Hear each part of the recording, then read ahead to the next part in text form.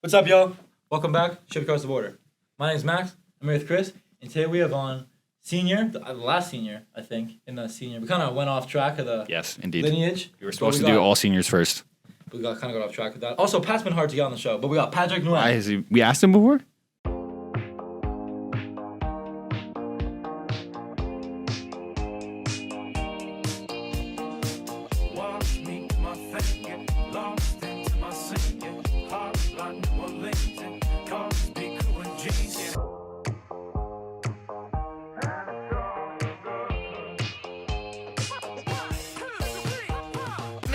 What the fuck? It's like croutons in a soup. Don't turn down any opportunity, whether it's a camp, a clinic, because you never know literally who's watching. Make your own decision and stick with them and know they're the right decisions, right? And even if they aren't right, don't regret them. He didn't know creatine existed. So you got some creatine? He's like, oh, yeah. Lift heavyweight. Ship across the border. Ship across the border. Shipped across the border, man. Welcome back to Shipped Across the Border.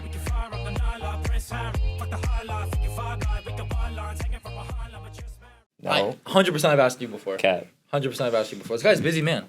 This guy's got shit to do. This guy one of those. lives by himself and stuff. Last year we had a teammate who... Nah, never. No, yo, you gotta cut that. Anyway. Last year we had a teammate who we asked probably, 10 times to come on the podcast. And then he Jeff. finally... No, not Jeff. Demo. And then he finally came on. He got on. He was like, you guys never asked me. Like, what the fuck? And Dude, I then, definitely asked you before. 100%. No. 100%. The only person that talked to me about it was RJ. He was like, oh, you gotta go on the podcast. Shout out RJ. Shout out RJ. fucking right. So we were just talking about how you didn't play basketball until your junior year in high school. Yeah. Why did you start playing basketball in your junior year of high school? I'm not gonna lie. All right. So, before junior year of high school, I was, playing, at the park, not every day, but maybe, a couple times a month. And when your boys hit you up, oh, we need one more. Yeah. I was more into football. Even though I didn't play football, I was, watching football. And then it's just, I feel like as... This might sound mad stereotypical, but as an Asian kid, your parents always want you to go to school. Mm-hmm. They don't really care about sports. They want you to get the 4.0s and all that. So when I was growing up, it was always about school, doing extracurriculars, band. I was in chorus. I was one of those. Chill. Nah. This guy Pat's studious ass boy. Yeah, I was one of those nerds. Did you grow up your whole life in Mass or Connecticut or? Yeah, I grew up in Connecticut my whole life. So. Yeah, that demographic, I grew up in, it was I was one of the few Asian kids, and you don't see a lot of Asian hoopers, to be honest. Where I'm from, you don't see no one Asian hooping, none of that. So, were you in basketball as, a little kid? Your parents put you in basketball, or you started hooping by yourself? They didn't put me in no sports as a little kid, nothing. My dad actually made me do karate for 6 years of my life, but... Talking about stereotypical. Talking about stereotypical. Yeah, I did karate for 6 years of my life. I hated that so much. Is that a little crooked or it looks straight? We have to cut that. I think it's fine. Why do you have to cut that? That's just why? Leave it in, bro. Leave it in. We're keeping this raw. We've left in way worse than that. Okay, keeping this real life. So, at what why hooping? Why did you why? I don't know. How I guess. So I started playing more pickup, and I started to like it, and I was a little bit taller for my age, so I was like, yo, I might be a little bit better at have a higher chance of doing this, and it's kind of fun to me. Mm-hmm. And so there was this LA Fitness in my town I used to go to all the time, and I was just getting killed by these grown ass dudes, bro. It would kill me, and they would talk that shit, and I would come home every day sad, damn, I hate basketball. I was like, I might as well just listen to my parents and just go to school, graduate, go to Harvard or something, become a doctor. I don't know. Imagine that being your backup plan. And so, yeah, and then I just remember one day, this dude named Jesse, shout out Jesse. He was like, yo, do you want to train? Do you want to get better at ball? And I was like, nah, not really. I thought he was about to charge me, be one of those scammers, be like, oh, you're trying to train and pay me. Make you jump through hoops and shit. Over hurdles, dribble with a tire. Yeah. But one time I had a trainer make me do ball handling stuff with a 10-pound medicine ball. Really? It was whack. How'd it go? Do you have handle now? Do I have handle? How do you think it went? Yeah. How the fuck do you think of that? But I'll be trying to get a handle though. I'll be in the gym before practice would be doing ball. Okay, so you start your junior year. You come in and you had to try out, obviously, for the high school team. Yeah, I got cut junior year. I was terrible. I couldn't even shoot free throws. Like my free throws didn't even hit the rim. Like it was that bad. Like I'm telling you, it was that bad. I was like, yeah, nah, this ain't for me. So you tried out junior year, got cut. Tried out senior year, came back. I worked out with my boy Jesse. He got me right. He got me with the fundamentals. Like I literally had no fundamentals. I couldn't drill with my left hand. Couldn't even shoot layups. Only if I was wide open. Like I was that bad, bro. Like, I was so bad. Like, I was so bad, bro. But then we started working. I got a little bit better. I liked it. I thought I had a little bit of a chance, but not really. I wasn't really that confident in myself. That's another thing. Like confidence, like I had no confidence, and that's what I had to learn throughout the years and stuff. I feel like I still have a little problem with that, but every year I try to get more confident. And then senior year comes, I'm like, dang, I have a somewhat of a chance to get, maybe the last jersey, maybe. Got cut, and I was like, dang. Your senior year too? Yeah, senior year.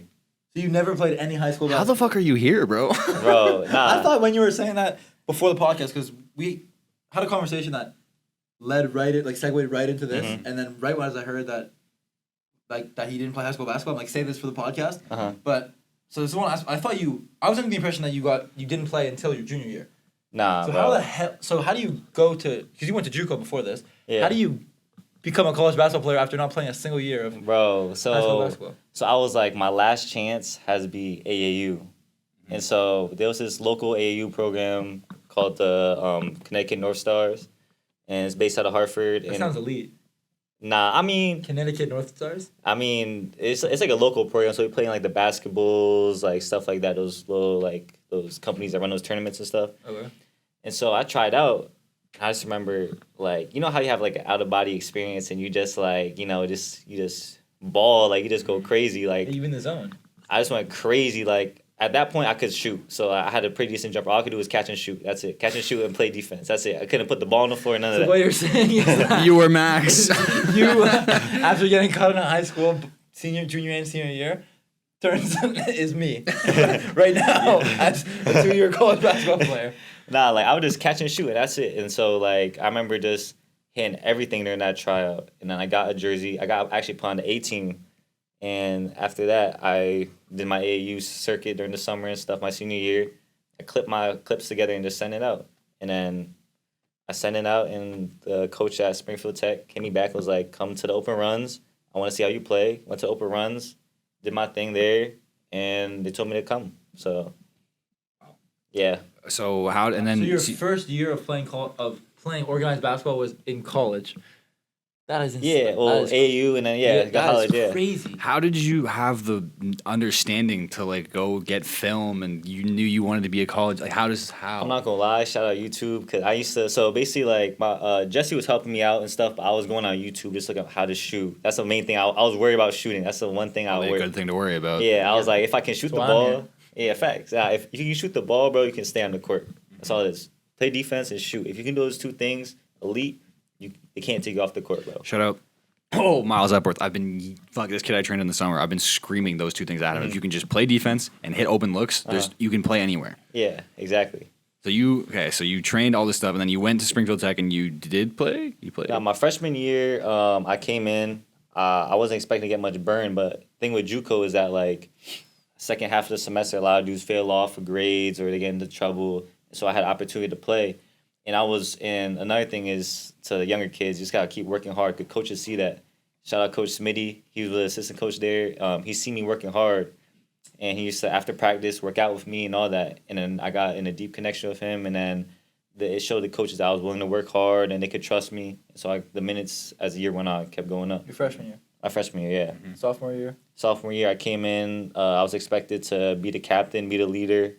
And so, yeah. And then I started off mad slow. Like my confidence was starting to dip. And then we got back from break, a little Christmas break, and we had the holiday tournament we do every year. Went out there, balled out, and I was like, oh, the season started to, get rolling. And then as soon as I felt that I was doing good, I snapped my wrist. And I was going to get to that. So you broke your wrist. Yep. And then how long were you out for? Game or some dumb shit? Nah, I'm not going to lie, bro. I went home one weekend, and I was playing at LA Fitness, and some dude took my legs out. and I fell on my wrist. So not in some dumb shit. 'Cause I know Yeah. some I people. was gonna say, I was so hoping it was gonna be like you got into a fight over a girl, like threw a Nah. left hook, and then it just. One of my I best wish. friends is actually another Asian hooper, Alex This Semenov. is such a fucking Such a crazy fuck- story. Like he, Nah, I gotta he hear went this. to prep school with me in Uh-huh. Ohio. We're both from the same we lived like around the corner from each other in Canada, Mm-hmm. and he hit me up because he saw I was successful there my first year, my junior year, so he wanted to come there. So we teamed up our senior year. Been hooping with him forever, but became really close. He's one of my best friends now. He was killing. He was like a honorable mention all state senior year. He's a hooper, and he decided that he was not gonna. I'm just going in his back. Whatever. He's already had his own podcast, but basically. He was in a McDonald's parking lot wrestling with his friend and stepped into a pothole and tore his ACL. Damn. That's so bad. That's so But unlucky, bro. he what do you call it? He fucking worked his ass off in rehab, and he's playing college basketball now. He's at a school in Canada, in the university, in the OUA, which is the best conference in Canada. Word, that's what's up. Yeah, So he's okay, hooping. how long were you out for when you broke your wrist? So I missed the whole season, the whole rest of the season. So I was done for the rest of the year.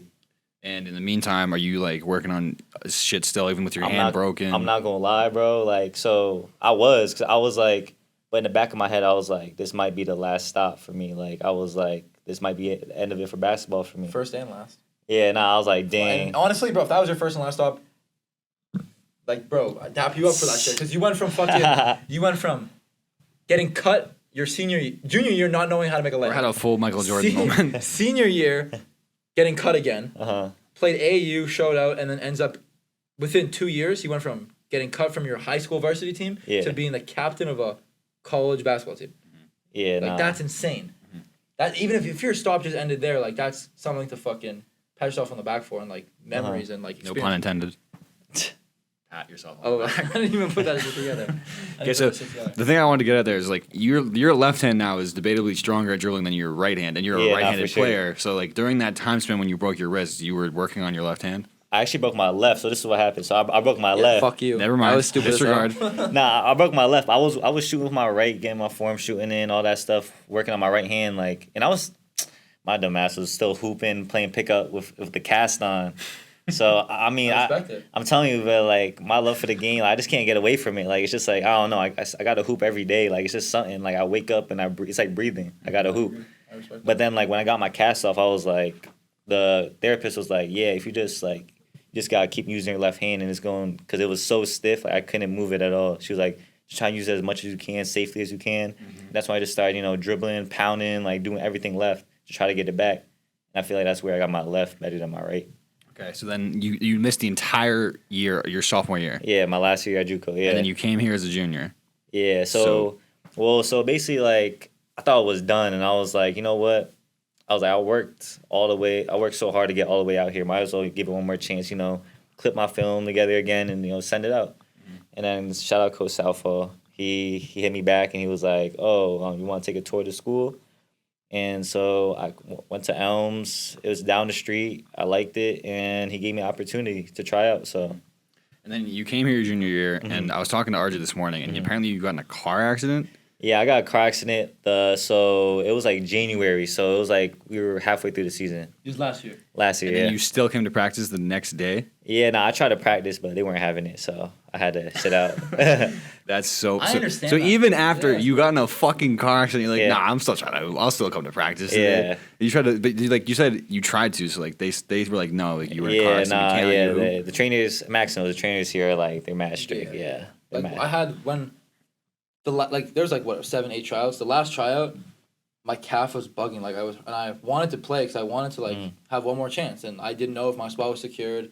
Turns out obviously I'm here now, so I made the team. If y'all were wondering, but at that point, like, I wasn't like a surefire like he's gonna for sure get injured type of guy. But they wouldn't let me because it was hurting me to walk and like wouldn't let me push through. But I mean, probably the right decision. And at the end of the day, shout out Nick, shout out Morgan. Yeah. Okay. So after all of that, my first real question in this is, why the fuck did you keep going?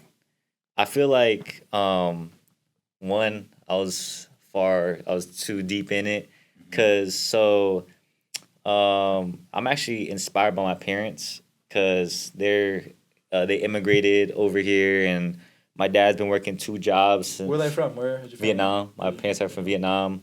My mom doesn't work, so my dad, I look up to my dad so much. Like, dude's been working 2 jobs for like 25 years now. He wakes up at 4 a.m. on the dot, comes home at like 8 p.m., 9 p.m. every day, Monday through Saturday. Every day. I've the only time he really misses work when he's super sick or something's going on, then he'll call out. But he doesn't really like calling out work either because he knows he needs to work and pay the bills for my family. And so I feel like that's where I got my work ethic from, because seeing that every day as a kid and like, wow, like if he can do it, I can do it too. And that's why I'm making proud. But I was also in too deep too, because my parents, they weren't really supportive of me playing basketball. And I feel like during that time I was in JUCO and everything, like we weren't too close because they wanted me to just, like, why you going to a community college? Why can't you go to a good school, get your degree, and be done with it and get a good job? And so I had to figure it out myself. They weren't really supportive of it, and so I felt like I'm already this far deep, might as well keep going. Are they supporting you financially through this, or how are you getting the money? Oh yeah, so I know it's a personal question. You might not need to ask that on the podcast. Nah, That's the first I thing that came to mean, my mind. yeah, when I need help, they help me out. If I hit them up, but I try, like, do what I got to do to, Like, are you support. are you working and stuff like that? I work during the summer and I stack my bread up and stuff like that. Because like literally all summer you got to work and stack your bread up. And then obviously I had to take up a couple of loans and stuff because, so you got to do what you got to do. But yeah, I mean, now they're supportive because they seen like how hard I've worked and like how far I've gotten.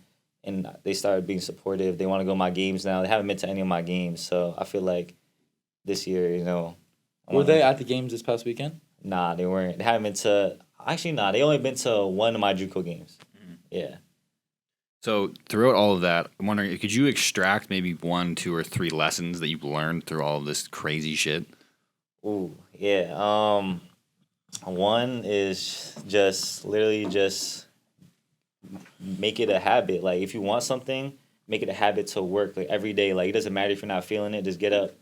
Like, so it's a basketball podcast, so I'm gonna talk in a basketball sense. So wake up every day and go to the gym. Make that your top priority. Like if that's not your top priority, then to me you don't really love the game like that. Like I'll wake up and work my schedule around my workouts.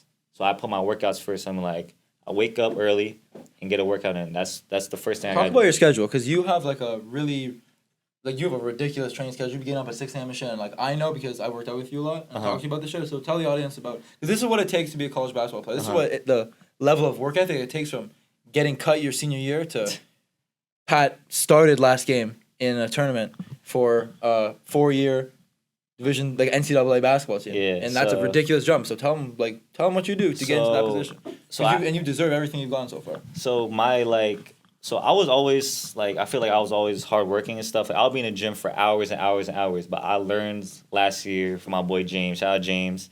He showed me that you really only need like an hour and a half of just intense hard workouts, and that'll get you further than sitting in the gym just walking around shooting for 3 hours. And so this summer, I literally cut everything off. Like I didn't go out. I didn't hang out with none of my boys back home. I maybe seen them once or twice here and there. It was strictly basketball and work. So I would wake up like 6, work out, do what I gotta do, get my shots up, get my drills in, go to work, leave work.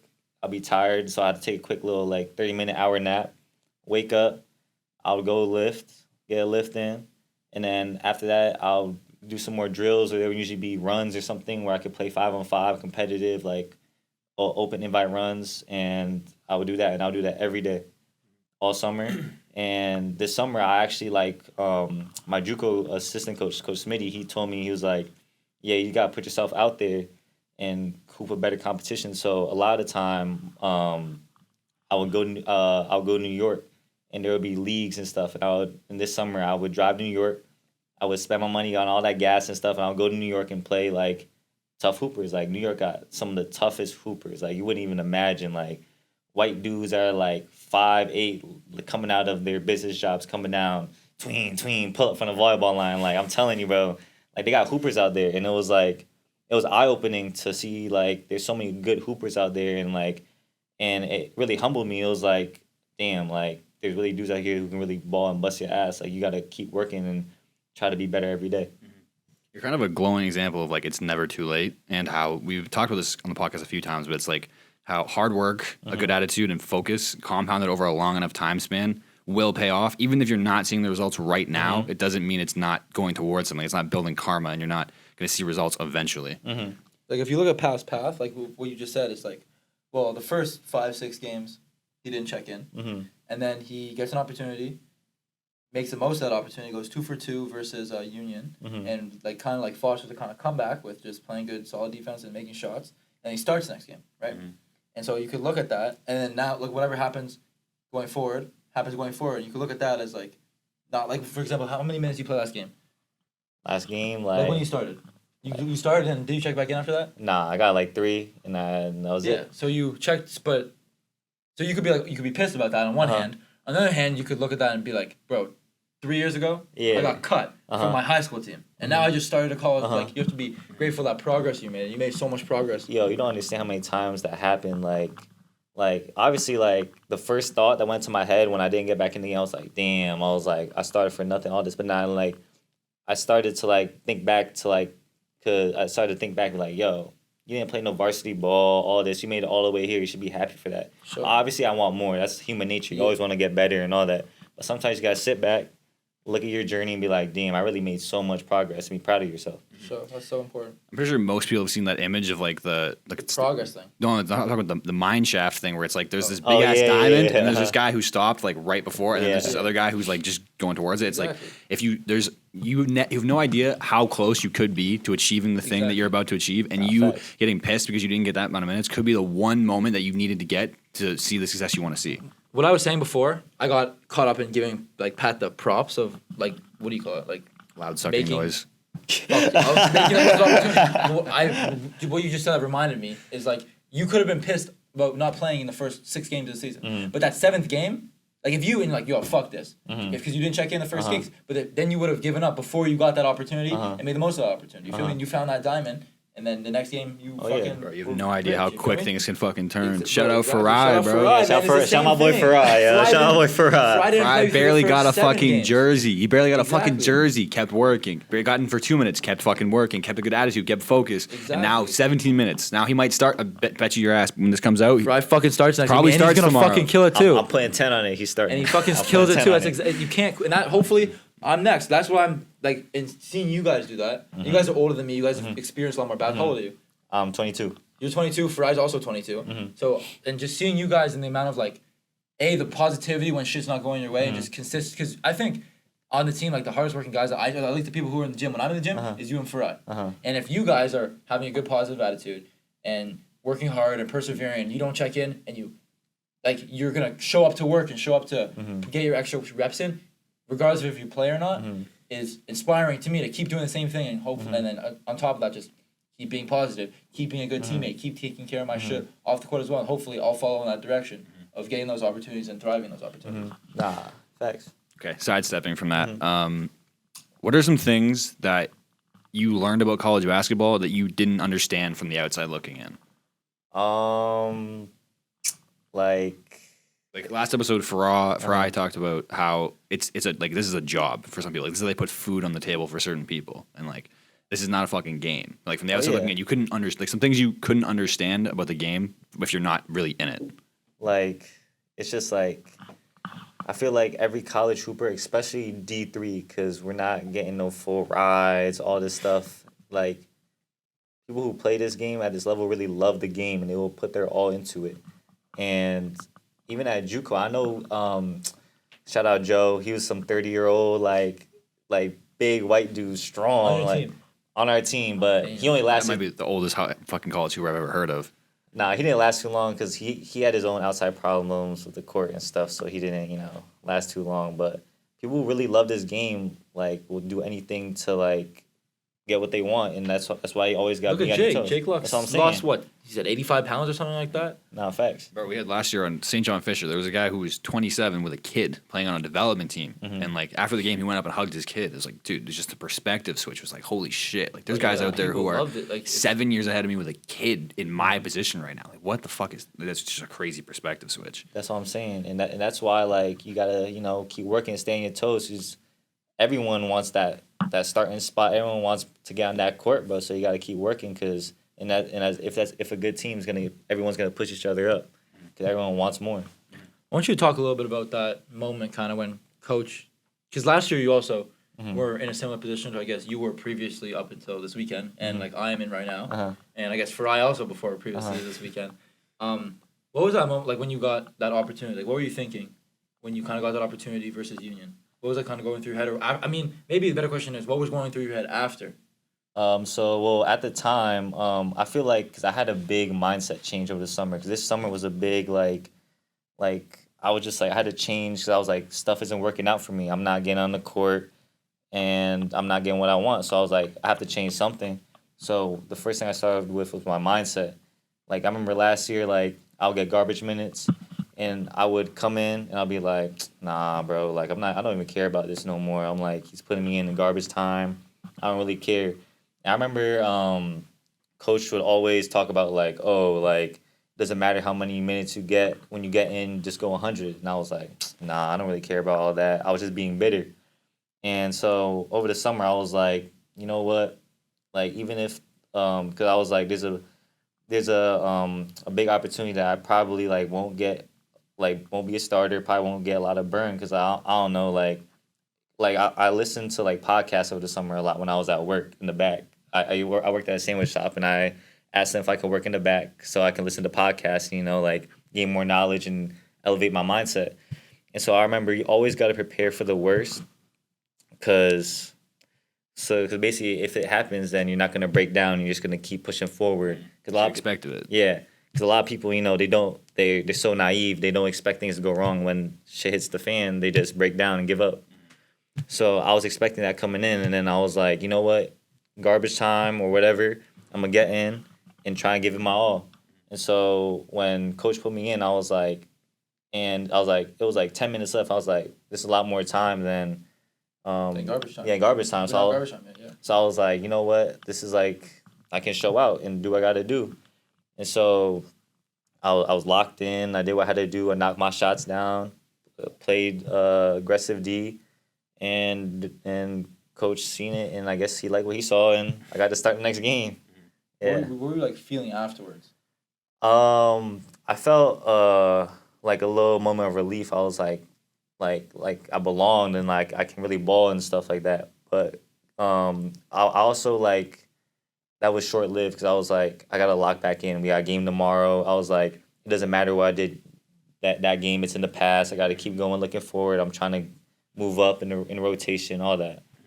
One of the things you just touched on there, something we've talked about too, that I've been thinking about this a lot lately, is like the resetting of expectations. Where it's like if you pick a goal and like from the outside looking in, you don't understand how hard it's going to be, and then you get like a third of the way or half of the way towards that goal, and then you're in the shit, and you're like, this fucking sucks. But then if you look back and you're like, well, I wanted this thing. I expected it to be hard. Now I'm in the shit. This is what hard feels like. This is what I should have expected. And it just like resets your baseline. And now you're in the shit that you're going towards the goal. And you should have expected this in the first place. But another thing too that I was going to ask is if you could restart basketball today, but you could only keep one skill, what would that one skill be? I feel like the one skill I would keep is my work ethic. Because like that's something that will take you further places than any other skill. Like I feel like this work ethic got me this far. Like all those workouts, waking up early, pushing through when I wasn't feeling it, like doing every day. Like I hoop every day. Like I do not take 0 days off unless doesn't matter. I'm going 365 every day. Every holiday I'm still working out, finding a gym. Christmas, I know no gyms are open, so I'm going to the park, getting at least like shots up for like 30, 45 minutes, an hour, trying to like I feel like if I take a day off, someone out there is getting better than me. That's the way I think about it. So preparing for these big moments, because like we were just talking about how like one moment can really change your entire basketball career. What goes into performing in these big moments? Like is it 50% luck, 50% preparation? Is it fucking 90% luck, 10% preparation? Like what goes into preparing for those big moments? I feel like just putting all those reps that I put in, I feel like all those reps led up to me being confident and doing what I had to do out there on the court. And it's just that I seen this quote. It was like hard work doesn't promise success. So like I was like things can go right or left, but I can control that. I control the defensive end. I knew that for a fact. Like I was more worried about the defensive end because that's like I felt like that at that time in that Union game, that's what we were lacking. I had to bring that energy on defense. So I was more worried about that. The shots that I hit, like I wasn't. Yeah, I was locked in on that too, but I was more worried about the defensive end and doing what I had to do on that end. I think I should right now, unless you want to ask the last question. Yeah, it's just what's one thing you kind of tell your younger self? Tell my younger self, don't get too down on yourself and keep going. Cause I just remember there was a lot of rough nights. So I just like, there's a lot of times I would just come home by myself and I had no mentors. I didn't have a lot of mentors so later on and stuff, and I was just there by myself. I didn't have no one in my family who plays sports or anything, so I couldn't go and ask them like how to get through all these challenges and stuff. So I just told myself, just keep going no matter how hard it gets, no matter how down you get, just got to keep going. And yeah, that's it. It's a wrap. Appreciate you coming on my way, making the time. Appreciate you. I'm proud of you, bro. Keep working. I'm proud of you too, bro. You got to keep working, bro.